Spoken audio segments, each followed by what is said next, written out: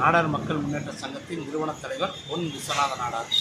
இன்றைக்கி பார்த்தீங்கன்னா ஈரோடு மாவட்டம் கோபி நகராட்சியின் மேற்குப்புற எல்லையில் நகராட்சியினுடைய நுழைவாயில் சாலை விரிவாக்க பணிக்காக இடிக்கப்பட்டு இப்பொழுது புதிதாக கட்டப்பட்டு வருகின்றது.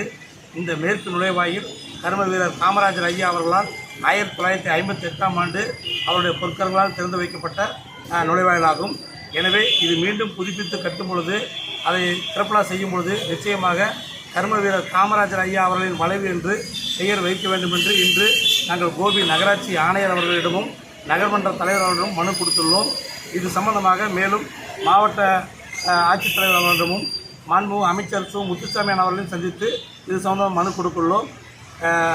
இது திறப்பலா செய்யும் பொழுது நிச்சயமாக இந்த 9 ஆண்டு காலம் ஆட்சி செய்த கர்ம வீரர் காமராஜர் ஐயா அவர்களின் புகழை போற்றும் விதமாகவும் புகழுக்கு புகழ் சேர்க்கும் விதமாகவும் இந்த கோபி நகராட்சியின் எல்லையில் வரலாறு மீட்டெடுக்க வேண்டும்.